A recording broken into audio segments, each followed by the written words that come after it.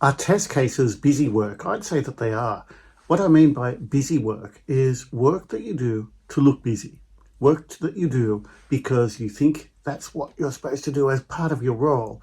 And it does produce large amounts of documentation. You can show, look at all these hundreds of test cases I've written. Look how busy I've been. Look how hard I've been working. But are they really an effective way of testing in a modern agile context?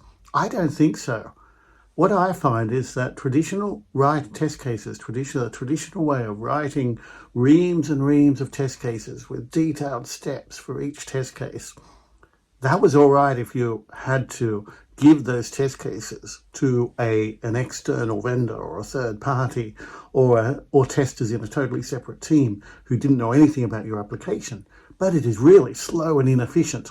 It's really not an efficient way of testing. It doesn't find that many bugs either.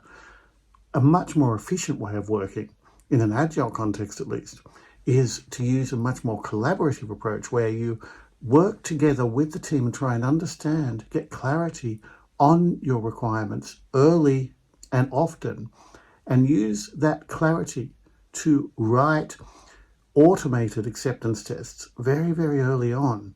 And they drive your baseline for what the application should do. They won't find a heap of bugs, hopefully, because you've got that clarity early on. But they'll find just as many bugs as traditional test cases, in fact.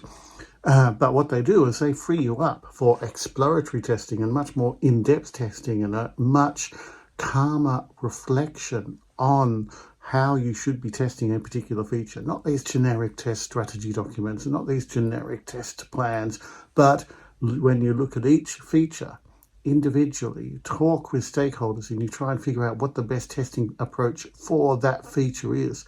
And then you decide what the best way to make that happen is. And exploratory testing is exactly that. So test cases, I really think they are a waste of time. They're busy work. So anyway, that's my thought for today. Thanks for listening, folks.